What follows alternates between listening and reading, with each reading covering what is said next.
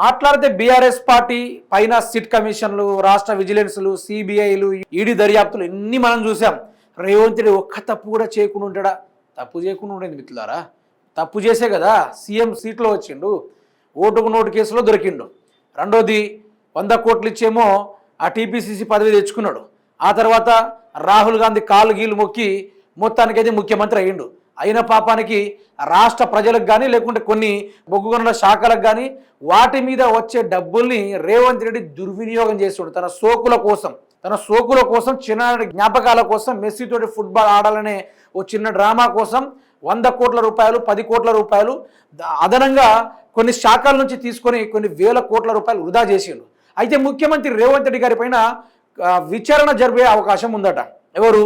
కేంద్రం వాళ్ళు విచారణ జరిపే అవకాశం ఉంది. ఈ డబ్బులు ఎట్లా వాడుకుంటారు అసలు ఏంది అనుకుంటూ ఈరోజు కేంద్రమే డైరెక్ట్గా ఇన్వాల్వ్ అవ్వడం జరిగింది. దాని తగ్గట్టు ఈ రిపోర్ట్ కూడా చెప్తా ఉంది. రేవంత్ రెడ్డి అక్షరాల 10 కోట్ల రూపాయలు ఈ యొక్క కోల్ మైన్ యొక్క డబ్బుల్ని మొత్తం దుర్వినియోగం చేసిండు అనుకుని ఈ నోటీస్ కూడా రావడం జరిగింది. దీనిపైన రేవంత్ రెడ్డి గారి విచారణ కూడా జరుగుతుంది. విచారణ జరిగిన తర్వాత తగిన మూల్యం తప్పుతుందా తప్పకపోదా, మరి జైలుకి పంపిస్తారా, ఏం పంపిస్తారా అనేది ఫుల్ క్లారిటీగా ఈ వీడియోలో తెలుసుకునే ప్రయత్నం చేద్దాం. ఒకవైపు కోల్ మైన్ టెండర్ల దందాలపై విచారణ జరపమని చెప్తూనే మరో షాక్ ఇచ్చిన కేంద్రం. Revanth Reddy Messi football event కోసం సింగరేణి సిఎస్ఆర్ నిధులు దుర్వినియోగం మీద కూడా విచారణ చేయమన్న కేంద్ర ప్రభుత్వం. లిటిగేషన్ గీడేసిర్రు. రేవంత్ రెడ్డికి ప్రజల్ని పరిపాలించుకో, 6 గ్యారెంటీలు ఇచ్చుకో అంటే భూములు నమ్మిండు, ప్రభుత్వ భూములు నమ్మిండు, ప్రజల భూములు నమ్మిండు, ఇల్లు కట్టుకున్నాడు, ఇల్లు కూల్చిండు, పింఛన్ డబ్బులు దొబ్బిండు, రైతు బంధు దొబ్బిండు, రుణమాఫీ దొబ్బిండు, తులం బంగారం వేరే పేరుతో తులం బంగారం దొబ్బిండు. ఇది కొన్ని వేల కోట్ల రూపాయల స్కామ్ పాల్పడ్డాడు ముఖ్యమంత్రి రేవంత్ రెడ్డి. మరి పైన మాత్రం కేసీఆర్ని జైలు వేయాలి, హరీష్ రావుని జైలు వేయాలి, ఉరిదీయాలనుకుంటూ ఈ బజార్ మాటలు మాట్లాడుతూ ఉంటాడు పదే. అయితే రేవంత్ రెడ్డికే చిక్కు ఎదురైంది. తన కర్మ తనకే, ఎవరు తీసిన గొయ్యిలో వాడేపడ్డట్టుగానే ఇక ముఖ్యమంత్రి రేవంత్ రెడ్డి గొయ్యి దోవిండు. కానీ మళ్ళీ విత్ ఆధారాలతోటి, ఆధారాలు లేకుండా రేవంత్ రెడ్డి ఏమో బీఆర్ఎస్ పార్టీ ఇరికించే ప్రయత్నం చేస్తూ ఉంటే అది కావట్లేదు. ఆధారం ఉండి కూడా ఈరోజు కేంద్రం విచారణ జరుపుతామని చెప్తుంది. మరి రేవంత్ రెడ్డి పరిస్థితి ఏం కాబోతుందో చూద్దాం. ఇటీవల మెస్సీ ఫుట్బాల్ ఈవెంట్తో సొంత పబ్లిసిటీ చేసుకున్న రేవంత్ రెడ్డి దానికోసం 10 కోట్ల సింగరేణి ధనం వాడుకున్న విషయం తెలిసిందే.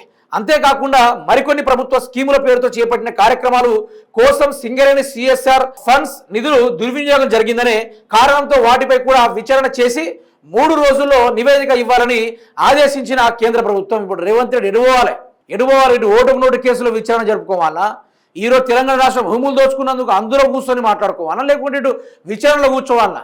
రేవంత్ రెడ్డి ఆధారం లేకుండా పనిచేసే రేవంత్ రెడ్డికి ఆధారాలతో దొరికింది కదా ఇక్కడ వ్యవహారం. సబ్జెక్ట్ మీరే చూడండి.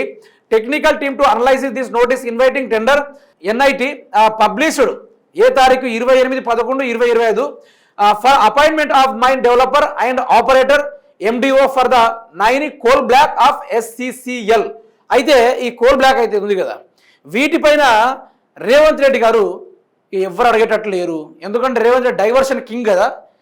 చూస్తూనే ఉన్నాం 2 సంవత్సరాల నుంచి కాళేశ్వరం అని, సిట్ అని, లట్ అని, పొట్టని, ఆ తర్వాత లొట్ట పీసులు కేసులు వేసుడు, పదే విచారణ జరుపుడు, దీనికే సరిపోయింది రేవంత్ రెడ్డి 2 సంవత్సరాలుగా.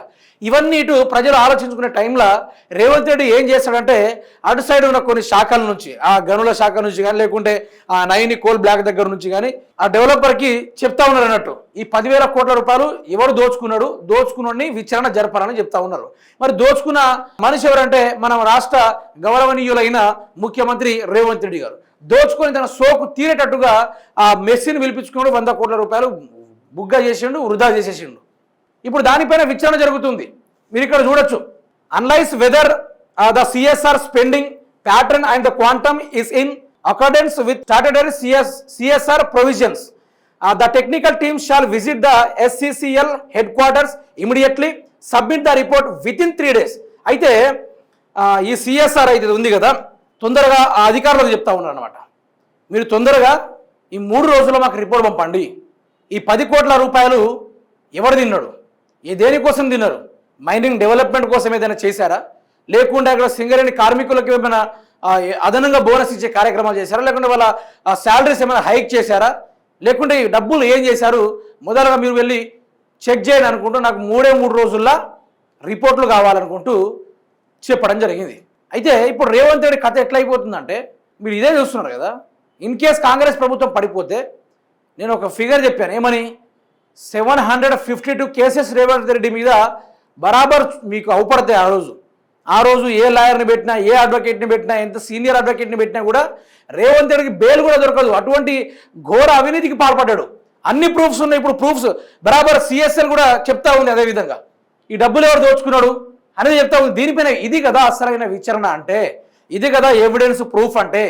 ఈరోజు సెంట్రల్ నుంచే వచ్చింది కదా విచారణ జరపాలి, 10 కోట్లు తిన్న గాడిదేవను బయటకు గుంజాలనుకుంటూ ఈరోజు సెంట్రలే చెప్తా ఉంది. కానీ మన రాష్ట్ర ప్రభుత్వము సిట్ కమిషన్ అండి పేరుతోటి కాలయాపన చేసుకుంటూ రైతు బంధు ఇవన్నీ గ్యారెంటీలు ఏది రాకుండా రేవంత్ రెడ్డి డైవర్షన్ కింగ్ అయిపోయింది. ఇన్ని రోజుల ముందు మనం బూతుల కింగ్ అనుకున్నాం, కానీ తర్వాత తొండల కింగ్ అయ్యిండు, ఆ తర్వాత ఇప్పుడు డైవర్షన్ కింగ్ అయ్యిండు. ఈ తీరుగా జరుగుతూ ఉంది. మరి రేవంత్ రెడ్డి ఏ స్టేజ్లో పోతున్నాడో చూద్దాం ఒకసారి.